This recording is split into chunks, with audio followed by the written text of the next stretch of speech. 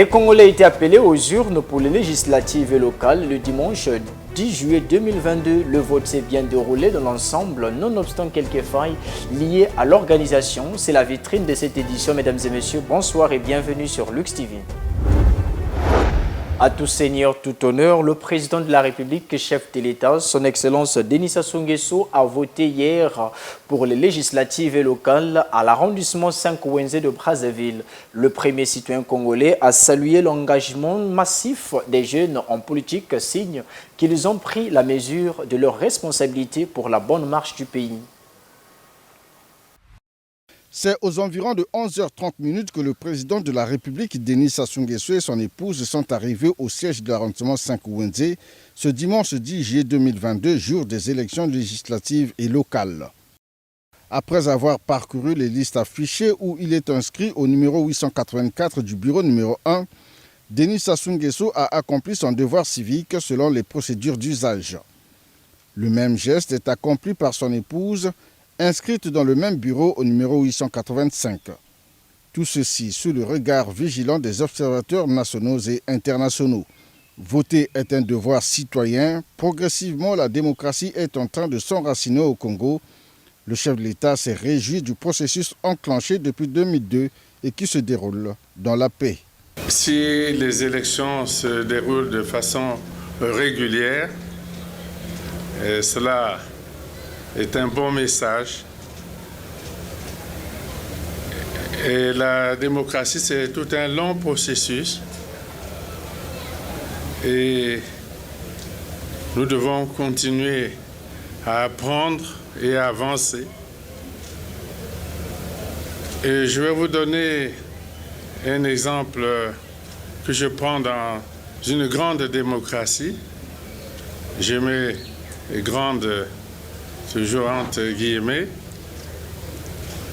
La Révolution française a triomphé en 1789 et le processus démocratique a été lancé en 1789. Et les femmes en France n'ont pu voter qu'en 1945, après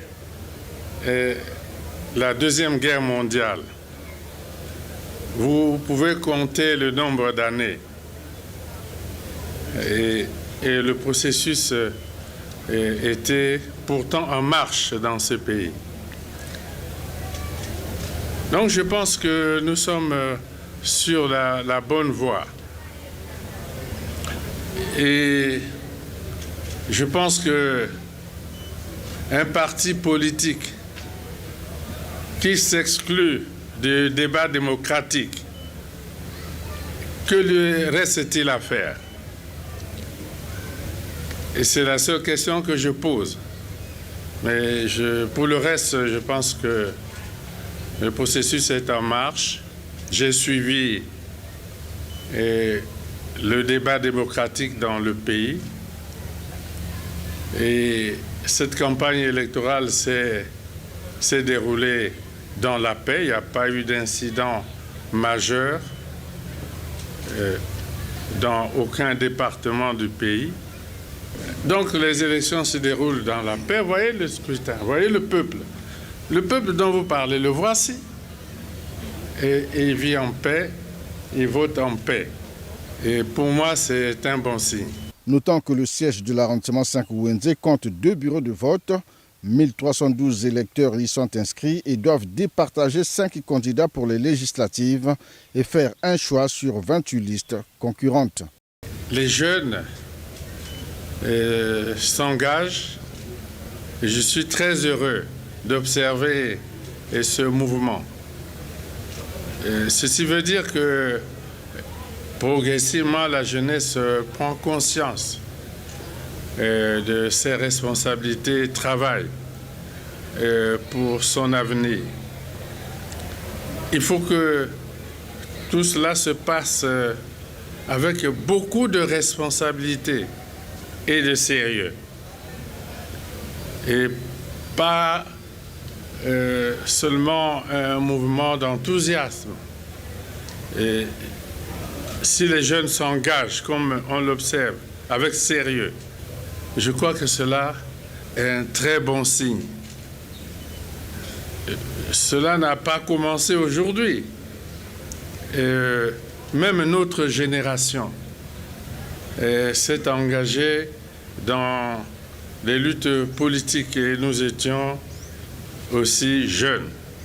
Tous les dirigeants que vous voyez aujourd'hui au poste de responsabilité ont commencé aussi la lutte politique, ils étaient très jeunes.